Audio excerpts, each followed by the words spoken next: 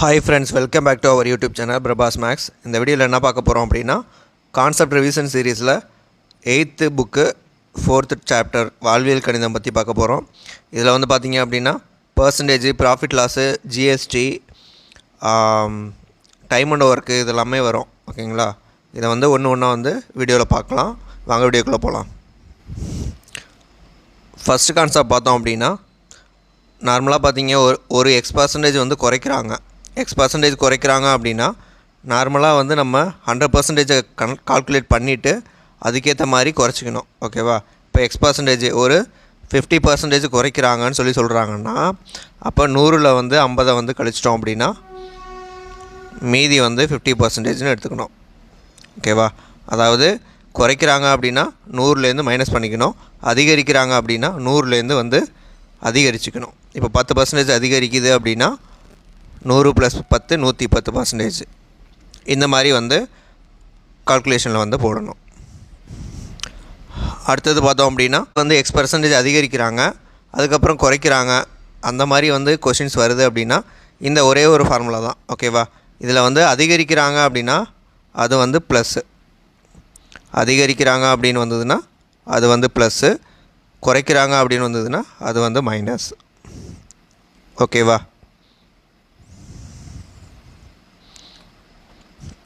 இது வந்து சம்மு போடும்போது உங்களுக்கு வந்து நல்லாவே புரியும். அடுத்தது ஏ வந்து X% பியை விட அதிகம், அப்போ வந்து பி வந்து எவ்வளோ % வந்து கம்மி அப்படின்ற மாதிரி ஒரு கான்செப்ட் இருக்குது. ஓகேவா, இதில் வந்து பார்த்திங்க அப்படின்னா X% மோர் அப்படின்னு சொல்லி கொடுத்துட்டாங்க அப்படின்னா R/100 + R × 100. ஓகேவா, இதே வந்து X% லெஸ்ன்னு கொடுத்துருக்காங்க அப்படின்னா R/100 - R × 100. இப்போ நார்மலாக பார்த்திங்கன்னா இந்த மாதிரி சம்முக்கு வந்து பார்த்திங்கன்னா இந்த ஃபார்முலாஸ் யூஸ் பண்ணியும் போடலாம். அப்படி இல்லை அப்படின்னா இப்போ எக்ஸாம்பிளுக்கு பார்த்திங்க அப்படின்னா ஏ வந்து ஒரு 10% அதிகம், பி வந்து எவ்வளோ கம்மின்னு கேட்குறாங்க. ஓகேவா, இப்போ வந்து பார்த்திங்க அப்படின்னா 10% அப்படின்னா 1/10. இந்த இடத்துல வந்து மோர்னு கொடுத்ததுனால நான் வந்து ப்ளஸ் போட்டுக்கிறேன். அப்போது எவ்வளோ கம்மின்னு கேட்கும்போது 1/, இந்த இடத்துல ப்ளஸ் இருந்தது அப்படின்னா இதோட ஆட் பண்ணிக்கோங்க, ப்ளஸ் இருந்தால் இதோட ஆட் பண்ணிக்கணும், மைனஸ் இருந்தது அப்படின்னா இதோட கழிச்சிக்கணும். அப்போ 1ஓட 10 ஆட் பண்ணோம் அப்படின்னா 11, 1/11 அப்படின்னா 1/11 × 100. இப்போ 100/11 வரும். இப்போ 1/11க்கு வந்து நம்ம வந்து ஒரு வேல்யூ 9.09 அந்த வேல்யூ வந்து போட்டுக்கலாம். இதே வந்து கம்மியாக வருது அப்படின்னு சொன்னாங்கன்னா -1/10ன்னு போட்டுட்டு இதுலேருந்து இதை வந்து மைனஸ் பண்ணிக்கணும். அப்போ 1/9.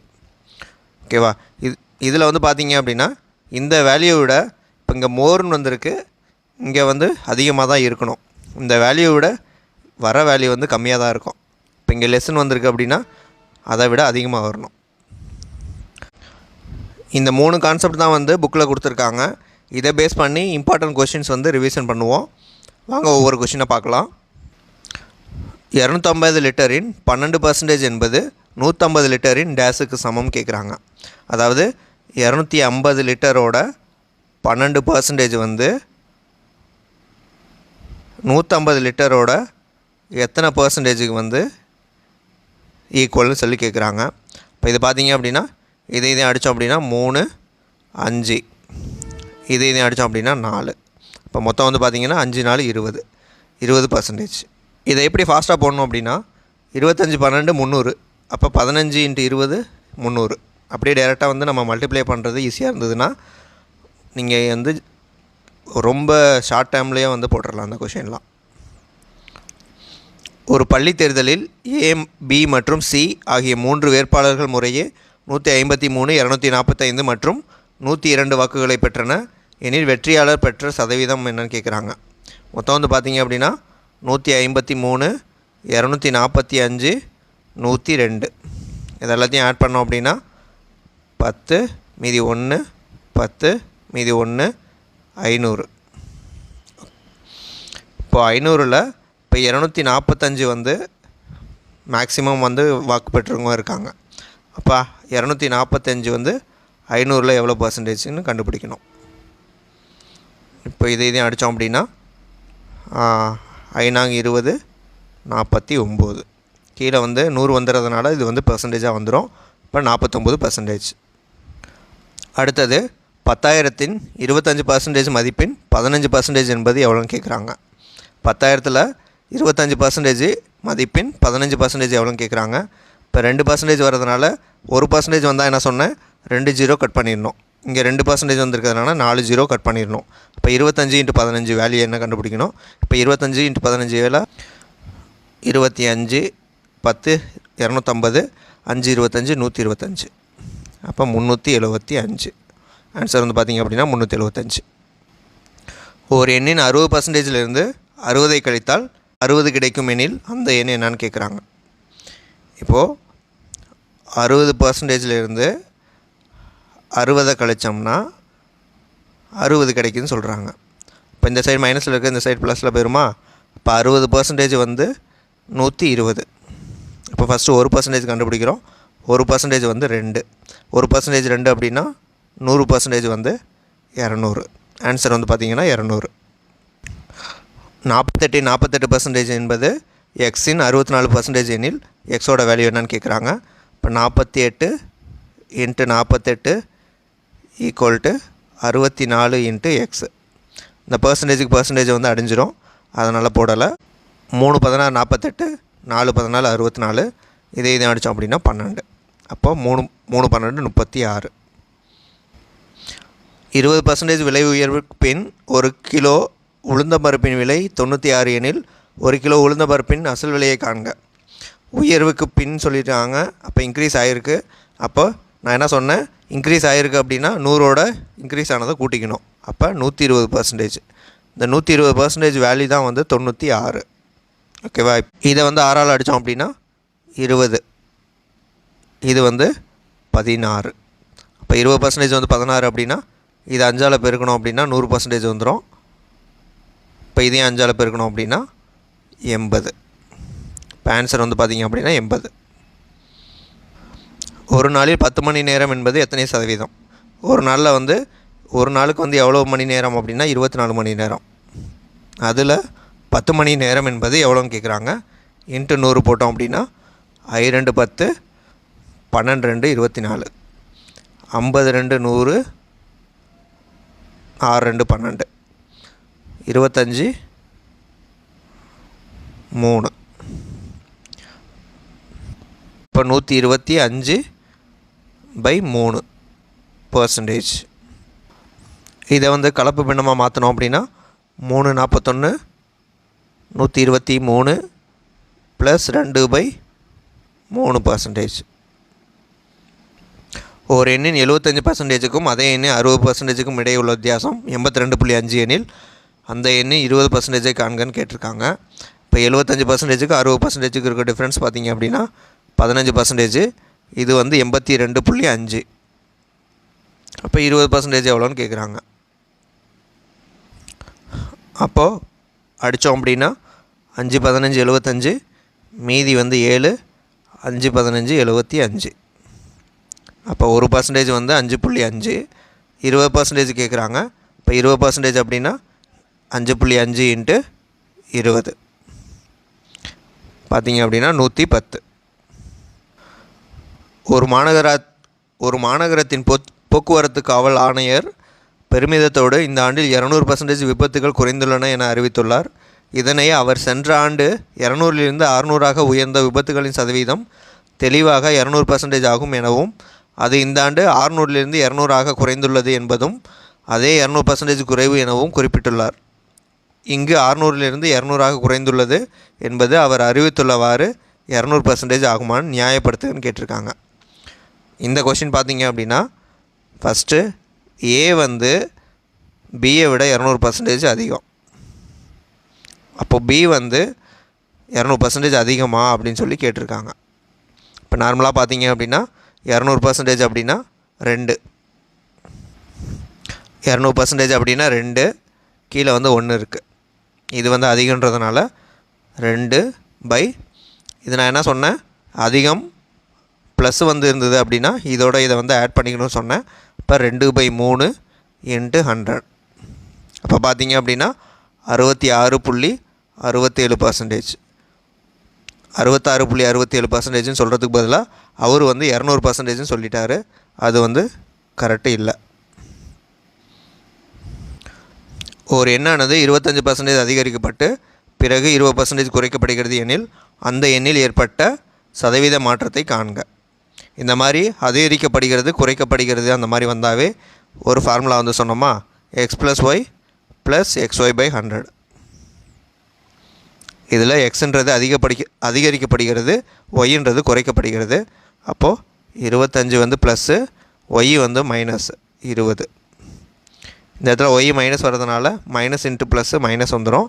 அப்போ எக்ஸோட வேல்யூ வந்து 25, ஒய்யோட வேல்யூ 20/100. இதையும் அடித்தோம் அப்படின்னா 4, இதையும் அடித்தோம் அப்படின்னா 5. அப்போது 25 - 25 0. அப்போ ஆன்சர் வந்து பார்த்திங்க அப்படின்னா 0. எந்த மாற்றமும் ஏற்படலை. ஒரு வகுப்பில் உள்ள மாணவர்கள் மற்றும் மாணவிகளின் விகிதம் 5:3. ஒரு தேர்வில் 16% மாணவர்களும் 8% மாணவிகளும் தேர்ச்சி பெறவில்லை. தேர்ச்சி பெற்ற மாணவ மாணவிகளின் சதவீதத்தை காண்க.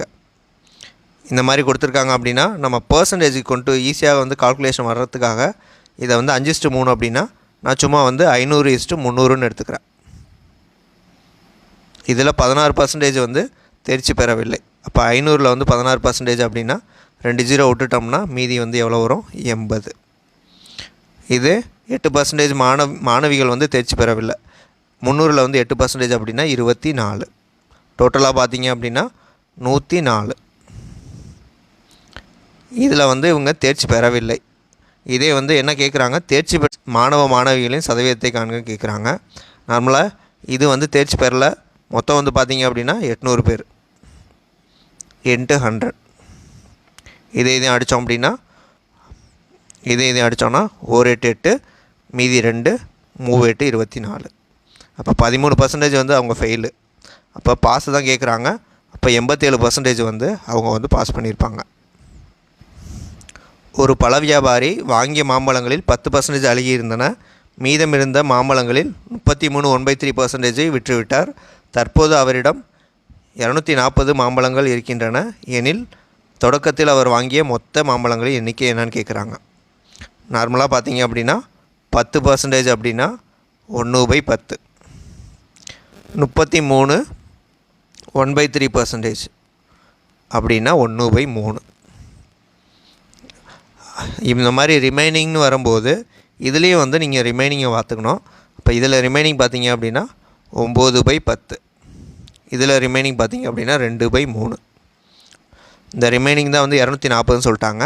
அப்போ 9/10 × 2/3 × x = 240. இப்போ இதை அடித்தோம் அப்படின்னா 120, 3 9 அடித்தா 3, இதையும் அடித்தோம் அப்படின்னா 4. மொத்தம் வந்து 400 பழங்கள் அவர் வந்து வச்சுருந்துருப்பார். ஆன்சர் வந்து 400. ஒருவர் 31% மதிப்பெண்களை பெற்று 12 மதிப்பெண்கள் குறைவாக பெற்றதால் தேர்வில் தேர்ச்சி பெறவில்லை. தேர்ச்சி பெற 35% மதிப்பெண்கள் தேவையெனில் தேர்வின் மொத்த மதிப்பெண்களை காண்க. ஃபஸ்ட்டு வந்து 31% எடுத்திருக்காரு, ப்ளஸ் 12% 12 மதிப்பெண் ஆட் பண்ணோம் அப்படின்னா 35%. ஓகேவா? இப்போ இது டிஃப்ரென்ஸ் பார்த்தீங்க அப்படின்னா 4%. இந்த 4%ஓட வேல்யூ தான் வந்து 12. அப்போது நமக்கு என்ன கேட்குறாங்க, மொத்த மதிப்பெண்கள் அப்படின்னா 100% கண்டுபிடிக்கணும். இப்போ இதோட 25 மல்டிப்ளை பண்ணோம் அப்படின்னா நமக்கு வந்து 100% கிடைக்க போகுது. ஓகேவா? 25 × 12 300. ஆன்சர் வந்து பார்த்திங்கன்னா 300. ஒரு பின்னத்தின் தொகுதியை 50% அதிகரித்தும் பகுதியை 20% குறைத்தால் அந்த பின்னமானது 3/5 மாறுகிறது எனில் அசல் பின்னத்தை காண்க. ஃபஸ்ட்டு வந்து 50% அதிகரிக்கிறாங்க அப்படின்னா 100லேருந்து 50 அதிகரித்தாங்கன்னா 150. இப்போ 150% ஆஃப் எக்ஸு. அடுத்தது பகுதியை வந்து 20% வந்து குறைக்கிறாங்க. இப்போ 100லேருந்து 20 குறைச்சிட்டாங்க அப்படின்னா 80%. 80% ஆஃப் ஒய் வந்து 3/5 மாறுது. இப்போ ஒரு ஜீரோக்கு ஒரு ஜீரோ போயிடும், பர்சன்டேஜ் போயிடும். 3×5 15. இப்போ x/y வேல்யூ வந்து பார்த்திங்க அப்படின்னா இந்த 8 வந்து அந்த சைடு போயிடும், இந்த 5 வந்து கீழே வந்துடும். அப்போ 8/25. ஆன்சர் வந்து பார்த்திங்க அப்படின்னா 8/25. அடுத்த டாபிக் பார்த்திங்க அப்படின்னா ப்ராஃபிட் லாஸை பற்றி வந்து பார்க்கலாம். அடுத்து வந்து பார்த்திங்க அப்படின்னா லாபம், நட்டம், தள்ளுபடி, இதர செலவுகள் மற்றும் சரக்கு மற்றும் சேவை வரி, இதை பற்றி வந்து பார்க்க போகிறோம். ஃபஸ்ட்டு வந்து அடக்க விலை. ஒரு பொருளை வந்து எந்த விலைக்கு வாங்குகிறோமோ அதுதான் வந்து அடக்க விலைன்னு சொல்லுவாங்க. இதே வந்து விற்ற விலை அப்படின்னா எவ்வளோக்கு விற்கிறோமோ அதுதான் விற்ற விலை. இதில் லாபம் அப்படின்னா நம்ம விற்கிற விலை வந்து வாங்கினதை விட அதிகமாக இருந்தது அப்படின்னா லாபம். இதே வந்து விற்ற விலை வந்து நம்ம வாங்கினதை விட கம்மியாக இருந்தது அப்படின்னா அது வந்து நமக்கு நட்டம். இதில் லாபம், நட்டம் ரெண்டுமே சதவீதம் வந்து அடக்க விலையை பொறுத்து தான் வந்து நம்ம வந்து கால்குலேட் பண்ணணும். லாபம் அப்படின்னா விற்ற விலையிலேருந்து அடக்க விலையை வந்து மைனஸ் பண்ணோன்னா நமக்கு கிடைக்கிறது லாபம். நட்டம் அப்படின்னா அடக்க விலையிலேருந்து விற்ற விலையை வந்து கழித்தோம் அப்படின்னா நமக்கு வந்து கிடைக்கிறது நட்டம். இப்போ லாபம் பர்சன்டேஜ் கண்டுபிடிக்கணும் அப்படின்னா மேலே வந்து எவ்வளோ லாபம் வந்திருக்குன்றதை போடணும், கீழே வந்து எவ்வளோ அடக்க விலை, எவ்வளோ வாங்க விலைன்னு போடணும். இதே வந்து நட்டம் பர்சன்டேஜ்னால் மேலே வந்து நட்டம் போடணும், கீழே வந்து அடக்க விலை. அடுத்து வந்து பார்த்தோம் அப்படின்னா விற்ற விலை வந்து பார்த்திங்கன்னா லாபம் வச்சு விற்றாங்க அப்படின்னா 10% லாபம் அப்படின்னா 100 + 10 110. இதே விற்ற விலை வந்து நட்டத்தில் வைக்கிறாங்க அப்படின்னா 10%னா 90%. இந்த மாதிரி வந்து போட்டுக்க வேண்டியதான். அடுத்து குறித்த விலை. குறித்த விலை அப்படின்னா மார்க்கெட் ப்ரைஸில் தான் வந்து நமக்கு தள்ளுபடி கொடுப்பாங்க. அந்த தள்ளுபடி கொடுத்ததுக்கப்புறம் விற்கிற விலை தான் வந்து விற்பனை விலை, செல்லிங் ப்ரைஸு. இப்போ விற்பனை விலை வந்து மார்க்கெட் ப்ரைஸ்லேருந்து தள்ளுபடி கொடுத்ததை வந்து மைனஸ் பண்ணோம்னா கிடைக்குதும். இப்போ தள்ளுபடி பர்சன்டேஜ் வந்து தள்ளுபடி பை குறித்த விலை எவ்வளோன்றது மார்க்கெட் ப்ரைஸில் தான் வந்து தள்ளுபடி வந்து கொடுப்பாங்க. அடுத்து பார்த்திங்க அப்படின்னா இதர செலவுகள். நம்ம ஒரு பைக் வாங்கும்போது எதாவது வந்து பழுது பார்க்குறோம் அப்படின்னா அது வந்து நமக்கு எக்ஸ்ட்ரா செலவு தான். அப்போ அந்த எக்ஸ்ட்ரா செலவு வந்து நம்ம போட்டுட்டு வந்து விற்கிறது அப்படின்னா அந்த இதில் வந்து சம் வேல்யூஸ் வந்து வச்சு நம்ம வந்து விற்போம். ஓகேவா? அப்போ அந்த இதர செலவுகள் வந்து நம்மளோட அடக்க விலையில் தான் சேரும். அப்போ மொத்த அடக்க விலை ஈக்குவல் அடக்க விலை ப்ளஸ் இதர செலவுகள். அடுத்து சரக்கு மற்றும் சேவை வரி. இது வந்து பார்த்திங்க அப்படின்னா state GST, central GST, UT GST 3 இருக்குது. ஓகேவா? இதில் வந்து பார்த்திங்கன்னா ஸ்டேட்டு சென்ட்ரல் வந்து கண்டிப்பாக வந்து ஃபிக்ஸ் பண்ணுவாங்க. இப்போ 5% அப்படின்னா 2.5 ஸ்டேட்டுக்கும் 2.5 வந்து சென்ட்ரலுக்கும் போகும். அது வந்து கொஸ்டினில் எப்படி வந்து கேட்குறாங்கன்றதை பொறுத்து நம்ம வந்து இந்த பர்சன்டேஜை வந்து போட்டுக்க வேண்டியதான். இப்போ என்ன அப்படின்னா ஒரு 10 ரூபாயில் 5% வைக்கிறாங்கன்னா நார்மலாக நம்ம பர்சன்டேஜ் எப்படி போடுவோமோ அதே மாதிரி தான் எக்ஸ்ட்ரா வந்து போட்டுக்க வேண்டியதான். அதுக்கப்புறம் பார்த்தோம் அப்படின்னா தொடர் தள்ளுபடின்னு ஒரு கான்செப்ட் இருக்குது. தொடர் தள்ளுபடி, சக்ஸஸிவ் டிஸ்கவுண்ட்டு.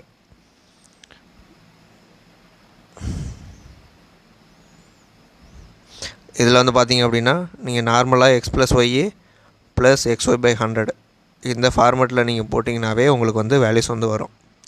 இதையே வச்சு நீங்கள் ஈஸியாக கண்டுபிடிச்சிடலாம். இந்த ஒரு ஃபார்முலா தான். இதை பேஸ் பண்ணி தான் வந்து காம்பவுண்ட் இன்ட்ரெஸ்ட்டுக்கு வந்து 2 வருஷத்துக்கான ரேட்டு கண்டுபிடிக்கிறது, அதிகரித்தல், குறைத்தல், சக்ஸஸிவ் டிஸ்கவுண்ட்டு, அந்த மாதிரி நிறைய அப்ளிகேஷனுக்கு வந்து இதை யூஸ் பண்ணுவோம். அதனால் இந்த ஃபார்முலாவை வந்து நல்லா தெரிஞ்சு வச்சுக்கோங்க. அடுத்து வந்து பார்த்திங்க அப்படின்னா நம்ம ஒரு சில இம்பார்ட்டன்ட் சம் வந்து ரிவிஷனுக்காக வந்து பார்க்கலாம்.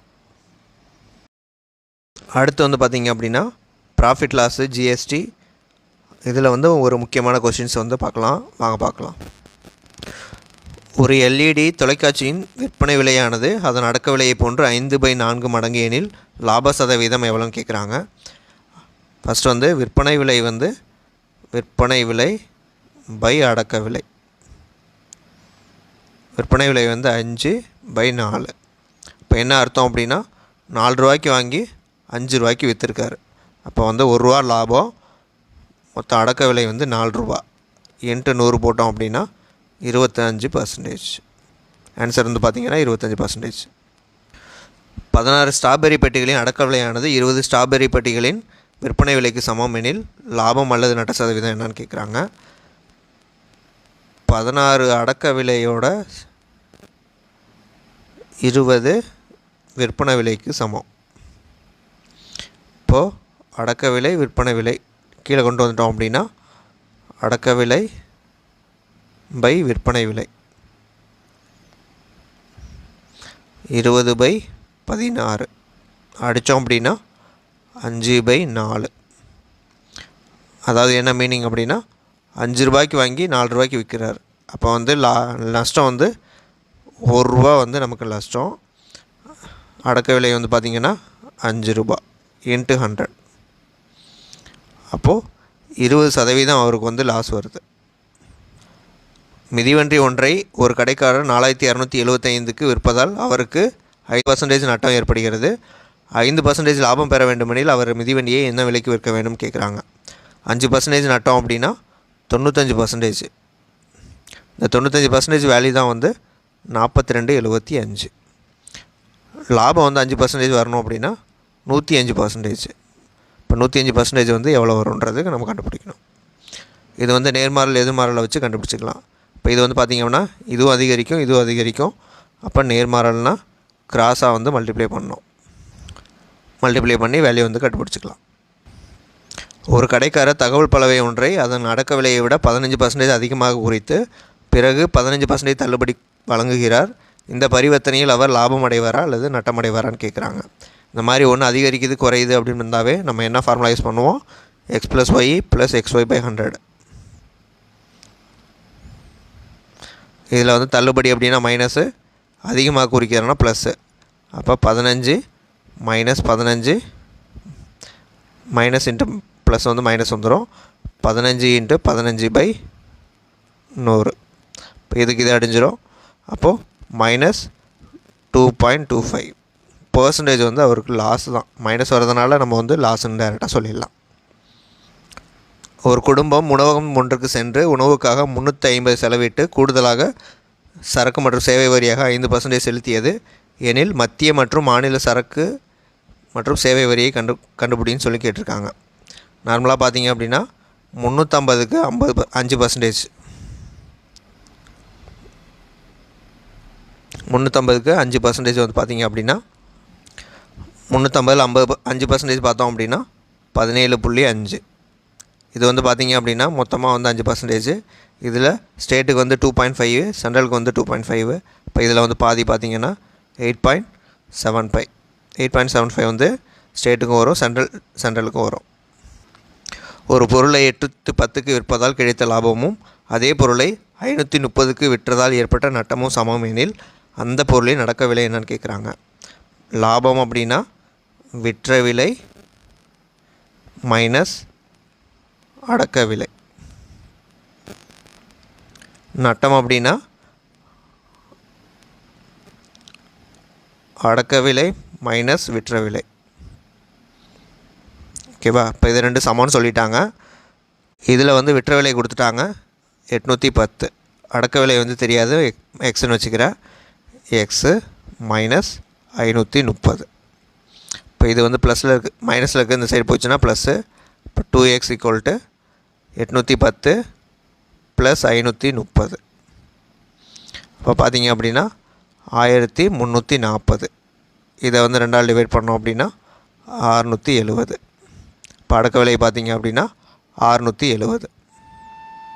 இந்த மாதிரி கொஷின் பார்த்தீங்க அப்படின்னா இந்த ரெண்டு வேல்யூக்குள்ளே தான் வந்து ஒரு வேல்யூ இருக்கும். இதோட ஆவரேஜ் தானே, அதனால் வந்து அதுக்குள்ளே தான் வந்து வேல்யூ இருக்கும். அதை வச்சு கூட நம்ம ஆப்ஷன் நெக்லெக்ட் பண்ணி அடிச்சுக்கலாம். 2 பொருட்கள் 15 வீதம் என சில பொருட்கள் வாங்கப்பட்டு அவை 3 பொருட்கள் 25 வீதம் என விற்கப்பட்டால் லாப சதவீதம் காண்கன்னு கேட்டிருக்காங்க. இதில் வந்து பார்த்திங்க அப்படின்னா பொருட்களை வந்து ஈக்குவல் பண்ணணும். இப்போ 2 பொருள் 5 ரூபா அப்படின்னா இங்கே 3 பொருள் 25 ரூபா. மொத்தமாக 2க்கும் 3க்கும் எல்சிஎம் வந்து கண்டுபிடிக்கிறோம். மொத்தம் வந்து 6 பொருள். இப்போ 6 பொருள் அப்படின்னா இங்கே வந்து 6 பொருள் கொண்டு வரணும். அப்போ இதை 3ஆல் பெருக்கணும். 6 பொருள் வந்து எவ்வளோ வரும் அப்படின்னா 3ஆல் பெருக்குனா 45 ரூபா. இங்கே வந்து பார்த்திங்கன்னா இதை 2ஆல் பெருக்கணும். இப்போ 6 பொருள் வந்து பார்த்திங்க அப்படின்னா ரூபா. அப்போது 5 ரூபா லாபத்தில் வந்து விற்றுருக்காங்க. 45 ரூபா வந்து அடக்க விலை இன்ட்டு 100 படித்தோம் அப்படின்னா 100/9%. 100/9% அப்படின்னா 11/9%. ஒரு பழ வியாபாரி 200க்கு பழங்களை விற்று 40 லாபமாக பெறுகிறார். அவரின் லாப சதவீதம் எவ்வளோன்னு கேட்குறாங்க.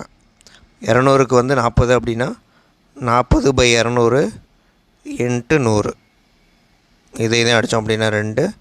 இப்போ 20% வந்து அவரோட லாபம். பூச்சட்டி ஒன்றை 528க்கு விற்று ஒரு பெண் 20% லாபம் பெறுகிறார். 25% லாபம் பெற அவர் அதை என்ன விலைக்கு விற்க வேண்டும் கேட்குறாங்க. 20% லாபம் வந்து 20% லாபம் அப்படின்னா 120%. 120% வந்து பார்த்திங்கன்னா 528 ரூபா. 25% லாபம் வரணும் அப்படின்னா 125% எவ்வளோன்றது கேட்குறாங்க. இப்போ 12ஆல் அடித்தோம் அப்படின்னா 4 12 48, மீதி 4 4 12 48. அப்போது 10% வந்து பார்த்திங்கன்னா 44. அப்போ 5% பார்த்தோம்னா 22. இதை வந்து 25ஆல் பெருக்கணும் அப்படின்னா இதையும் 25ஆல் பெருக்கணும். 22 × 25 பார்த்திங்கன்னா 550. ஆன்சர் வந்து பார்த்திங்கன்னா 550. ஒரு நபர் ஒரு பொருளை 150க்கு வாங்கி அதன் அடக்க விலையின் 12% இதர செலவுக்காக செலவிடுகிறார். 5% லாபம் பெற அவர் என்ன விலைக்கு விற்க வேண்டும் கேட்குறாங்க. இப்போ 150க்கு வாங்குகிறாங்க, அதில் ஒரு 12% இதர செலவு. இப்போ 12% அப்படின்னா 150ல் 12% எவ்வளோ? 18 ரூபா. 18 ரூபா சேர்த்துக்கிட்டோம் அப்படின்னா 168 ரூபா. அதில் வந்து 5% லாபம் வரணும் அப்படின்னா எவ்வளோக்கு விற்கணும்னு கேட்குறாங்க. இப்போ 100% வந்து 168 ரூபா அப்படின்னா 105% எவ்வளோன்னு கண்டுபிடிக்கணும். கிராஸ் மல்டிப்ளிகேஷன் பண்ணோம் அப்படின்னா 168 × 105/100. இதையும் அடித்தோம் அப்படின்னா 21/20. இதையும் அடித்தோம் அப்படின்னா 84. இப்போ 84 21 பெருக்கணும் அப்படின்னா இங்கே வந்து கீழே 10 இருக்கிறதுனால 0.4ல் வரணும். இப்போ ஆன்சர் வந்து பார்த்திங்க அப்படின்னா 176.40. 16% தள்ளுபடியில் 210க்கு வாங்கப்பட்ட ஒரு தொப்பியின் குறித்த விலை என்னன்னு கேட்குறாங்க. அதாவது 16% தள்ளுபடி அப்படின்னா 84%. 84% வந்து 210 ரூபா. அப்போ 100% எவ்வளோன்னு கேட்குறாங்க. அப்போ இதே வந்து கிராஸ் மல்டிப்ளிகேஷன் பண்ணோம் அப்படின்னா 210 × 100/84. 2 42, 5 42. இதையும் அடித்தோம் அப்படின்னா 50. அப்போ 250 ரூபாய்க்கு ஆன்சர் வந்து 250. 2 தொடர் தள்ளுபடிகளான 20% மற்றும் 25% ஆகியவற்றிற்கு நிகரான ஒரே தள்ளுபடி சதவீதம் எவ்வளோன்னு கேட்குறாங்க. இப்போ நார்மலாக பார்த்தீங்க அப்படின்னா x + y x + xy/100 ஃபார்முலாவே use பண்ணிக்கலாம். இதில் வந்து -20 -25 + 20 × 25/100. அப்போ இதையும் அடித்தோம் அப்படின்னா 4. இதையும் அடித்தோம் அப்படின்னா 5. அப்போ 45 - 5 40%. ஆன்சர் வந்து பார்த்திங்க அப்படின்னா 40% தள்ளுபடி. அடுத்து வந்து பார்த்திங்க அப்படின்னா கலப்பு மாறல் வந்து பார்த்துடலாம் ஃபஸ்ட்டு. அதுக்கப்புறம் பார்த்திங்கன்னா கூட்டு வட்டி, டைம் அண்ட் ஒர்க் வந்து அதுக்கு அடுத்தடுத்த வீடியோவில் பார்க்கலாம். முன்னாடி பார்த்திங்க அப்படின்னா நேர்மாறல் எதிர்மாறல் பார்த்தோம். நேர்மாறல்னால் ரெண்டுமே வந்து இன்க்ரீஸ் ஆகும் ஒரே நேரத்தில், அப்படி இல்லைனா ரெண்டுமே ஒரே நேரத்தில் டிக்ரீஸ் ஆகும்.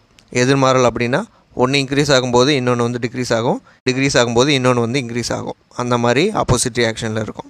இப்போ இதே வந்து அப்போல்லாம் வந்து பார்த்திங்க அப்படின்னா ஒரே ஒரு கண்டிஷன் தான் பார்ப்போம். இப்போ இங்கே வந்து பார்த்திங்க அப்படின்னா கலப்பு மாறல்னால் 2 அல்லது அதுக்கு மேற்பட்ட மாறல்கள் வந்து இருக்கும்.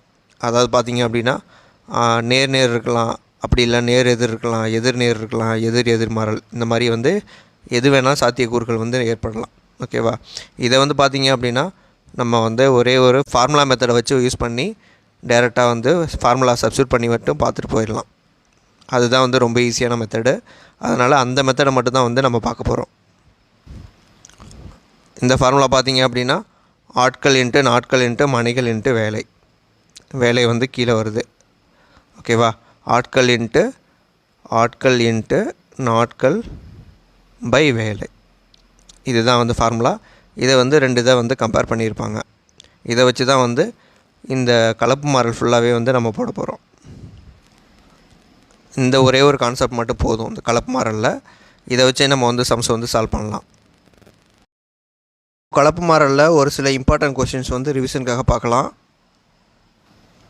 ஒரு மாணவனால் 15 நிமிடங்களில் 21 பக்கங்களை தட்டச்சு செய்ய முடியும். இதே வேகத்தில் அந்த மாணவனுக்கு 84 பக்கங்கள் தட்டச்சு செய்ய எவ்வளோ நேரம் ஆகும்னு கேட்குறாங்க. 15 நிமிஷத்தில் வந்து 21 பக்கம், அப்போ 84 பக்கம் எவ்வளோ நேரத்துலன்னு கேட்குறாங்க. இப்போ இது வந்து பார்த்திங்க அப்படின்னா நேர்மாறல் அப்படின்னா கிராஸாக வந்து மல்டிப்ளை பண்ணிப்போம். அப்போது 15 × 84/21. இப்போ இது எதை அடித்தோம் அப்படின்னா 4, 60 நிமிஷம் ஆகும். இப்போ ஆன்சர் வந்து பார்த்திங்க அப்படின்னா 60. 35 பெண்கள் ஒரு வேலையை 16 நாட்கள் வேலை செய்து முடிப்பர் எனில் 28 பெண்கள் அதே வேலையை எத்தனை நாட்களில் செய்து முடிப்பர்னு கேட்குறாங்க. ஆட்கள் × நாட்கள் பை வேலை அந்த ஃபார்முலா யூஸ் பண்ணலாம். ஆட்கள் × நாட்கள் பை வேலை. ஓகேவா, அந்த இடத்துல வேலைன்றது சேம் வேலை, அதனால் பார்த்திங்க அப்படின்னா ஆட்கள் × நாட்கள். இப்போ 35 × 16 = x × 28. 4 7 28, 5 7 35. இதை அடித்தோம் அப்படின்னா 4. அப்போ 20 நாளில் வந்து செஞ்சு முடிப்பாங்க. 48 ஆண்கள் ஒரு வேலையை நாளொன்றுக்கு 7 மணி நேரம் வேலை செய்து 24 நாட்களில் செய்து முடிப்பர். இனி 28 ஆண்கள் அதே வேலையை நாளொன்றுக்கு 8 மணி நேரம் வேலை செய்து எத்தனை நாளில் முடிப்பாங்கன்னு கேட்குறாங்க. இப்போ ஆட்கள் × நாட்கள் பை வேலை. ஆட்கள் 48 பேர், நாட்கள் வந்து பார்த்திங்க அப்படின்னா 24 நாள் 7 மணி நேரம், 24 நாள் 7 மணி நேரம். வேலை வந்து அதே வேலை தான், அதனால் 1ன்னு வச்சுக்கிறேன். 28 ஆண்கள் 8 மணி நேரம் வேலை செஞ்சு எத்தனை நாளில் முடிப்பாங்கன்னு கேட்குறாங்க.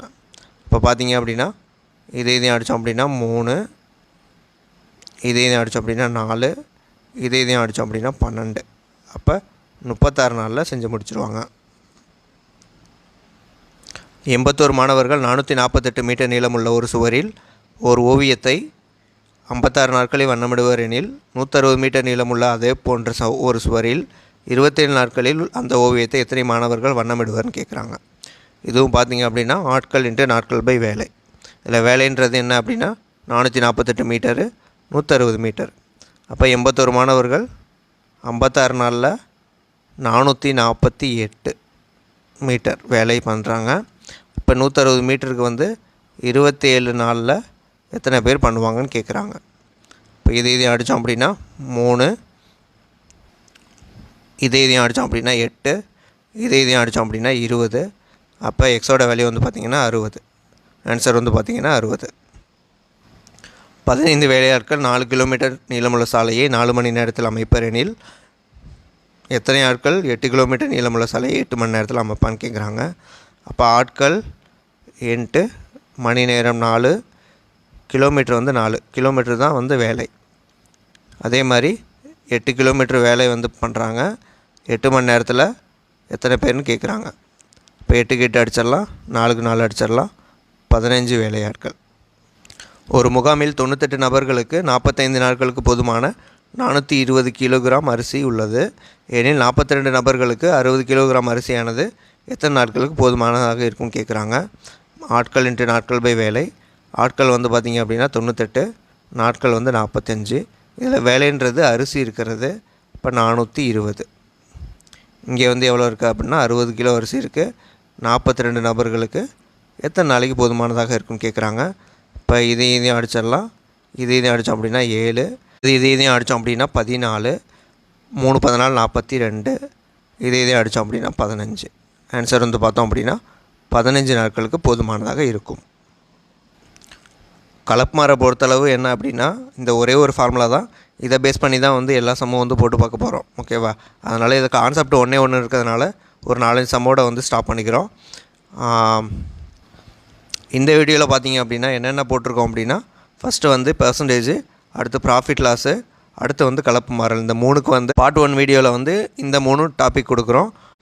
கூட்டு வட்டி மற்றும் டைம் அண்ட் ஒர்க் வந்து பார்ட் 2 வீடியோவில் வந்து சம்ஸ் வந்து சால்வ் பண்ணலான்னு பிளான் பண்ணியிருக்கேன். ஓகேங்களா, இந்த வீடியோ உங்களுக்கு பிடிச்சிருந்தது அப்படின்னா லைக் பண்ணுங்கள், ஷேர் பண்ணுங்கள், சப்ஸ்கிரைப் பண்ணுங்கள். தேங்க்யூ.